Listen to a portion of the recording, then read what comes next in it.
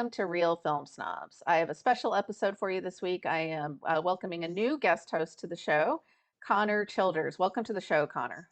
Hello, How are you doing today, Connor? I'm doing good. Good. So this is your first time being on Real Film Snobs, and very excited to have you here. You actually asked to be on the show, which was an honor. So thank you for watching. Tell me why you were excited to be on the show. Well, I've watched a lot of episodes because they're fun to watch and I like to see what you think about movies and I wanted to talk to you about movies that I like. Yeah, and we got together, I think it was, gosh, this summer when we had the barbecue at your folks' house. So Connor's parents are two of my really dear friends, and Connor lives in Philomath, Oregon. And Connor, tell us how old you are and what grade you're in. I am 14 years old and I'm in the ninth grade.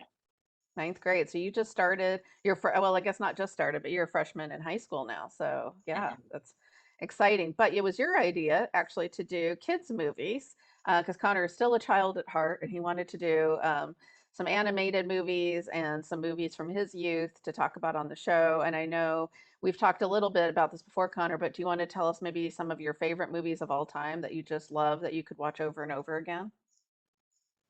I don't think I could watch it over and over again, but I really like Titanic. I've watched Totoro endless amounts of times. All the Okay. Studio Ghibli movies I've watched a lot of times. Yeah. So all I like the Miyazaki films, Japanese anime.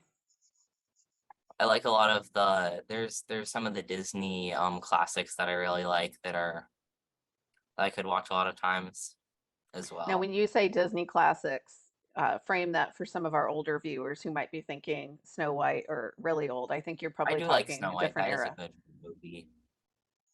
I think many Disney and many Pixar films are really good. I like Toy Story, all those kinds of movies. They're all really good and enjoyable to watch. And Titanic, which fits with none of those that you just said at all. Titanic is that just a guilty pleasure movie that you Well, like? I watched it when I was like 8 years old in one Oh, sitting. I don't know why, but I did. yeah. Can we blame your mom for that one, maybe? No, my mom That had was nothing totally to do on with it. you. Oh, It was wow. just Okay. I was like, I'm gonna watch it, and then I sat and I watched it. I don't know why I did, but I did. Yeah. Okay, well, we picked some great movies, I think, for our viewers this week. We've got all animated films and a nice little mix here. Starting with our first film, which is a brand new one that's out right now in theaters and on Netflix, Wendell and Wild by director Henry Selick. And it's about a young girl who summons two demons to raise her parents from the dead. Yes, that's just a heartwarming childhood story. This movie is quite a bit edgier than your normal children's fare. I wouldn't say this is probably for young kids because of the amount of demons and people being zombified and risen from the dead. But this comes from Henry Selick, the director who did another film we'll be talking about a little bit later, Nightmare Before Christmas. Henry Selick specializes in stop motion animation, which is one of my favorite forms of animation. But it was also written by and produced by Jordan Peele, the great director of films such as Nope and Us and Get Out. And Peele also does one of the main character voices of Wendell and Wild, who are the two demons. So this film was actually made by a studio in the Portland area, and so it's also pretty known for that. That's the same studio that did the movie Coraline back in the day, for people that remember that one. So I actually really enjoyed this. I don't know if it's a four-star movie for me, but I felt like it was a little long in parts. But I think that what I really enjoyed with about it is how dark it was and how there was, the main character, she goes to like this religious school, right, to like a private school, and there's these various characters in there, including another woman who also has similar powers to the young girl, and a priest who ends up also getting killed and then also comes back from the dead in a very creepy form. So there's some pretty crazy stuff in this movie. I'm interested to hear what you had to say, Connor. I thought it was pretty good. I'd say it was probably an 8 out of 10, so like a 4 out of 5. I think the reason it's not higher for me is because I felt like it had more loose ends that weren't tied up about the story and about the world and like the magic than like A Nightmare Before Christmas, which I feel like tied it up a little bit better Hmm. comparatively. And same with Coraline, I feel like it tied it up a little bit better. But I did like the movie overall. I The like the characters a lot. Yeah, the characters are really great. I really like the main character of Kat. She's like a very interesting looking girl with green hair, and she's kind of punk rock. And I don't think we've seen a lot of characters like that in animated movies. So I liked that she was kind of a rebellious punk rocker.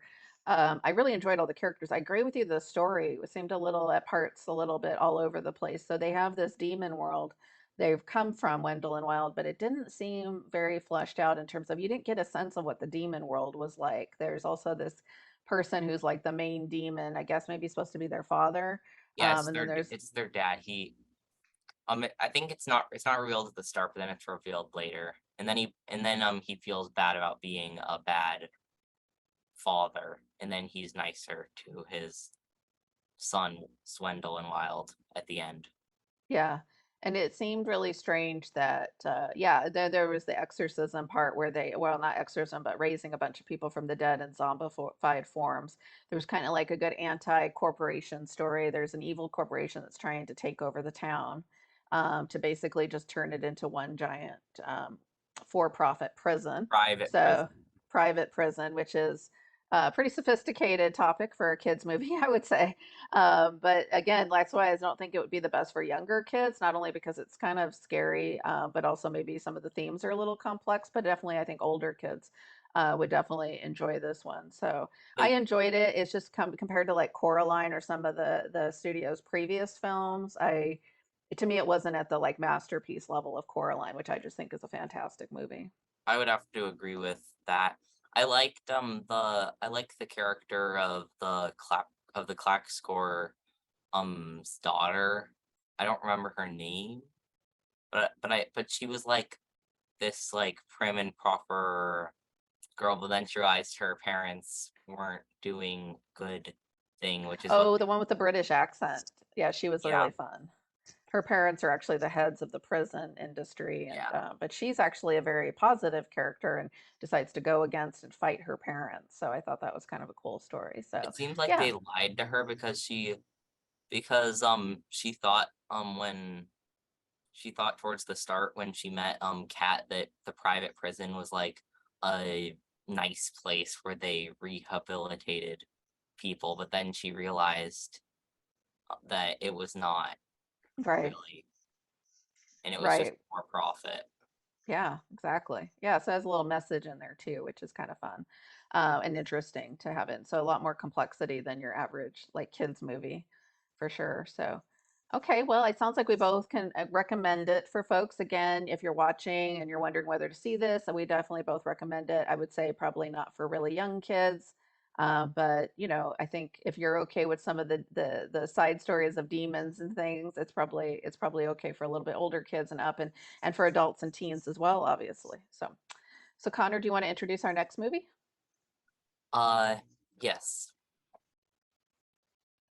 Our next movie that we'll be talking about is Up, by director Pete Docter and Bob Peterson. It's about a old man named Carl who had a wife named Ellie who died, and their dream was to travel to Paradise Falls in South America. And after his wife dies, he meets a young boy who who's a scout who tries to assist him, and then they end up becoming friends because he helps him achieve his dream of reaching Paradise Falls. And you forgot about one of the most important characters, of course, the dog. Doug, Oh, who Doug, became, yes. yeah, Doug the dog, who becomes legendary because of this movie. To this day, people still cite, quote Doug, squirrel. Doug is a very excited, happy dog who gets very distracted by squirrels very easily throughout the film. So you picked this one. I'm curious why you decided to pick Up as one of your choices.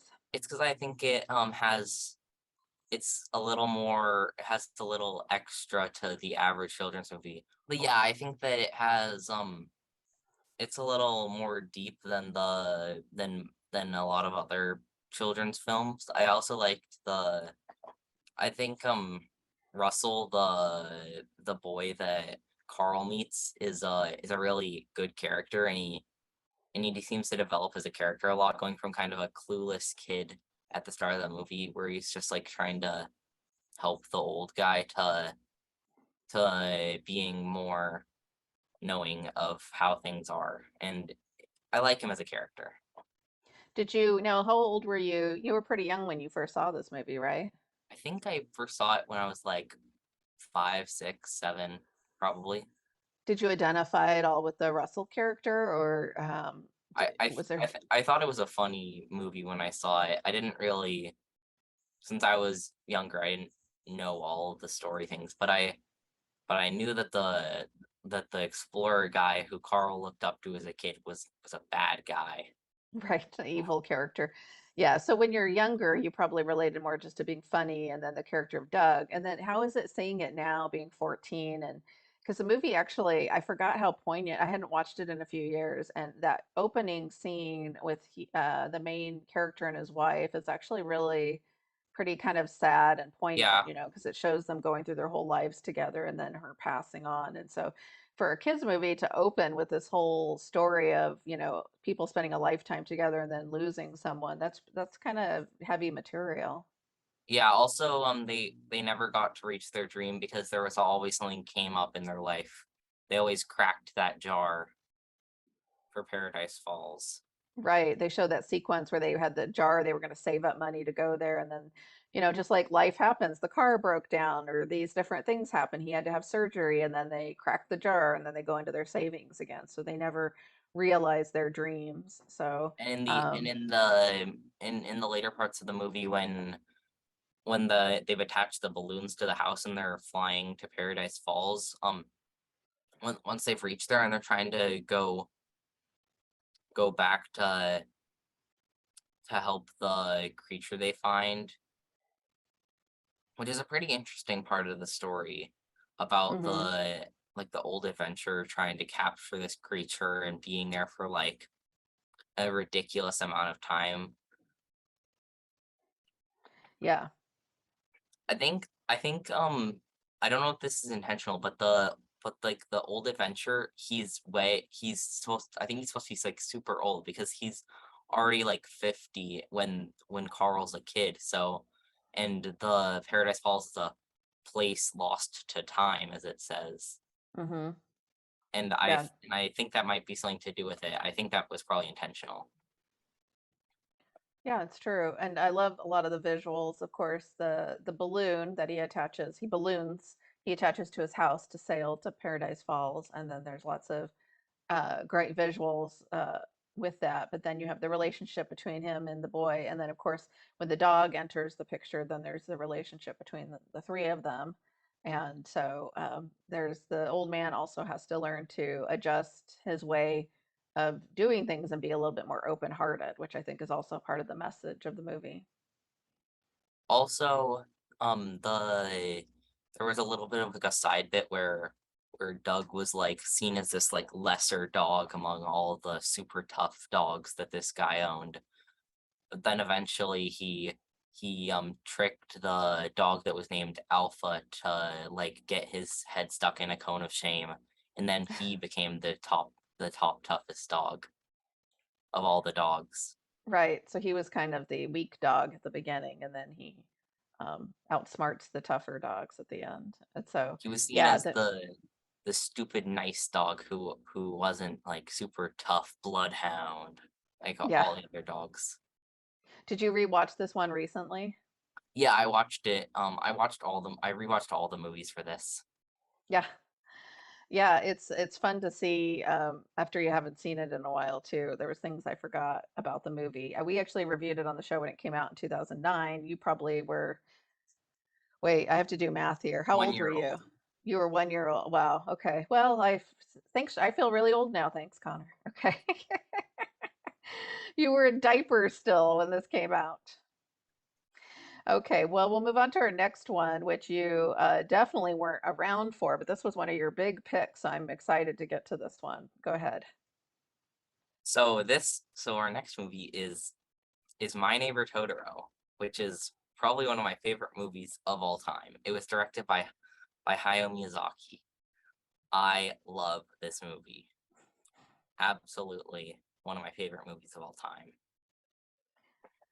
Yeah, so you picked this. We were talking about different Miyazaki films we could show, Studio Ghibli, right? And you were a big fan of all of them. And of course, Spirited Away is in my top 10 of all time, so I didn't want to review that. And you were just insistent. You're like, it has to be My Neighbor Totoro. So what is it about this one in particular you love so much? I actually think it's one of his less scary films, definitely one of the gentler ones in terms of the overall theme of the movie. What is it about this one in particular you love since you've seen all of them? Well, I've seen it a lot of times, like a ridiculous amount of times. I probably saw it a couple hundred times when I was a kid, and then I've seen it a lot more times because of my niece Violet. Hmm. Oh, have you Also, shown it to her as well? So you're yeah, passing on the trend there? she likes I'd say she probably likes Kiki's Delivery Service more, but she also likes Totoro. I just like this movie. It's it's very nice and warm, but it also has some sad. It's also sad for parts because like it's also yeah their mom has like a disease that persists throughout most of the movie, and it's a lot of the driving factor of what happens in the movie, like when May runs away with a piece of corn to try to bring it to her mom because she thinks it will make her better. Hmm. And that whole scene of her like being lost takes up a lot of the movie, and it's and you can tell it's important to the story. It's also one of the few ones that has a follow-up movie. There's like a 13-minute long short film called May and the Kitten Bus, which is only shown in the Studio Ghibli Museum. Oh, really? Yeah. So you haven't seen it? No, I've never watched it, but I'd like to see it. Yeah, that's interesting. And it's interesting. It's so the two main characters are two girls. There's the older sister and then the younger sister May that you mentioned. And they're befriended by this forest spirit, Totoro, who's kind of comforting them as they've got a dad who's really supportive, but he's really busy working a lot. And their mom, as you mentioned, is in the hospital very ill. And it's got these gorgeous, I mean, some of the best I mean, some of the best animation, I think. Of the Studio Ghibli, just wonderful sequences in the forest and in the nature. They've moved to the countryside, so there's lots of great scenes of them just interacting with nature. And then the father gives them a speech about how like forest spirits used to exist, but when people and trees got along better. So Totoro is kind of a forest spirit of sorts that befriends the girls and takes them under his wing, his or hers. I guess we don't know if Totoro, has a gender. Um, but I love the message of it. Kind of the environmental message is really powerful in this movie. And I also love that the adults, especially the father, doesn't really dismiss what the daughters are seeing, right? At the beginning of the movie, when they first move into the house, they see the soot gremlins coming out of the walls, the little black balls that go everywhere. And Yeah, he tells them, oh, not to be scared. It's just soot gremlins. And once they decide you're nice, they'll leave you alone. But, I don't think that many parents would probably buy into their kids' imaginations that much. there's also the granny character Hmm. who's like their neighbor who took care of the house before they moved in and who helps them throughout. I also like the part where May went to Satsuki's school because because she was being upset and she wouldn't stay with Granny anymore. Hmm. So she was like, I'm gonna cry unless you bring me here. Right. So luckily she goes to a country school where they allow her younger sister to just sit in the school with her during the day because she doesn't want to be left out. She's like the younger one who's not at school age yet, so she wants to be with her sister during the day. So yeah, it's just a really heartwarming movie. I also just the imagination. Of course, Totoro is a wonderful character, but then you mentioned the cat bus, so we have to talk about the cat bus because I'd actually forgot. I haven't seen this movie in years. I'd forgotten about the cat bus. I don't know how, but there's a spirit cat bus that kind of shepherds Totoro around, and it actually can shape itself to open the doors smaller or wider for whoever is getting on. Yeah, and And it has rat headlights at like the front of its face, like above the front window. And then it also helps Satsuki find May, and then once she finds May, um it brings them to the hospital so they can see their mom. Yeah, yeah, exactly. And the cat bus is so cool. I mean, the cats come up a lot in Miyazaki's films, so probably if you're not a cat lover, maybe you're not super into Miyazaki. I don't know, maybe you are. But but I am a cat lover, so I love it. But there features very prominently in this movie as well as a lot of Miyazaki films feature I have cats four prominently. cats. You have four, you now. I keep forgetting that. Yeah. So you definitely are surrounded by cats. Although one of them doesn't like you, right? Well, she doesn't dislike people, she just is a little scaredy. Right, right. I did a little Uh, extra research for this movie, and so the thing that their mom has is spinal tuberculosis. The reason it's based off of Hayao Miyazaki's mom when he was a kid for like 8 years, I believe, suffered from it, and that's what Oh, wow. the mother's disease is based off of. Oh, wow. I didn't know that. That's really interesting. I You did some never, because they research because never I say wanted what to. it is in the film. She just has this sort of mysterious illness where she's, um, you see her in the hospital and she's kind of up and about. She doesn't look super sick, but so you're not sure what it is. Yeah, that's interesting. So But it's a yeah, very me and my parents were wondering what it was. So I decided I would figure it out, and I looked it up, and that's what it was. interesting. Yeah, and it's really personal to the director as well. What are some of the other reasons you really like this particular film, Connor, more than I the like other the music Miyazaki a films? lot and the acorns. Oh yeah, the sparkling acorns that lead to Totoro because that's his symbol, right? Like he drops the acorns, the forest creatures drop them around. Yeah, Um, and then they plant them partway through the movie, and a tree grows. Because they plant acorns that Totoro gave them because they think that a tree will grow. And then in the night, like it's not real. It doesn't really say if it's a dream or not, but I think it might be. But they like grow a tree with Totoro, and then the next day their tree sprouts to a tiny little thing after during the night with mhm. their Totoro like grew all the way super big. Yeah, and one of the things I'm curious, do you when you watch this movie, do you watch it with the English voices or the original Japanese actors' voices? I watched the English dub because that's what I watched when I was a child. I Most have to, of the Studio Ghibli films, they have better than average dubbing. yeah. They do, but I have to say I'm sort of that's why I'm a real film snobs, right? So I prefer the Japanese original, and I was really bummed because I don't own this one. I actually own quite a few Miyazaki films, including Castle in the Sky and Spirited Away, but I don't own this one.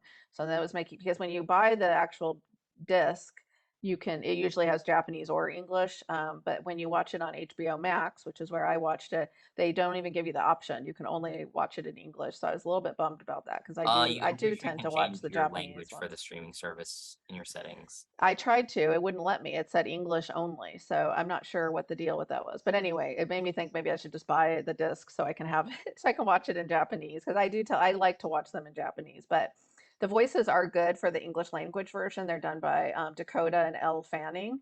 So it's kind of fun because they're real life sisters and they were about the same age as the characters. And so they each play the sister.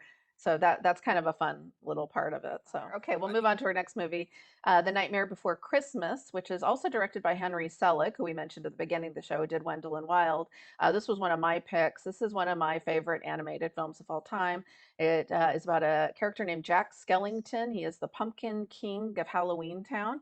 And when he discovers that there is such a thing as Christmas Town, he decides that year he's going to take over Christmas. And things go very wrong very quickly.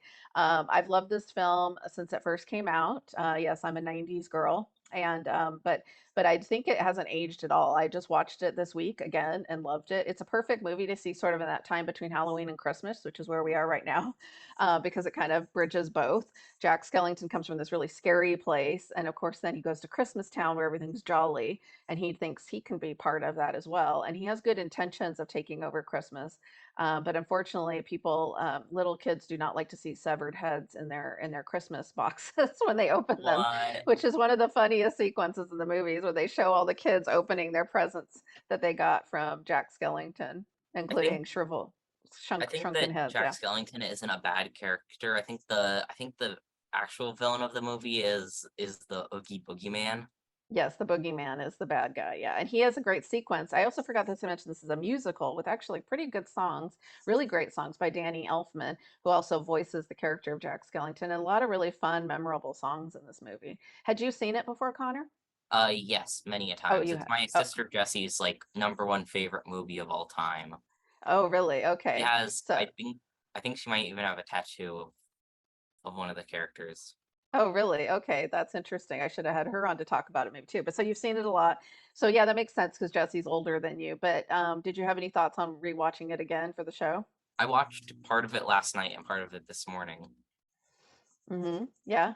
It was Any I still enjoy it as much as I did ever. It's a really good movie. I like the character of Sally a lot and Jack. I think they're both good, well-developed characters.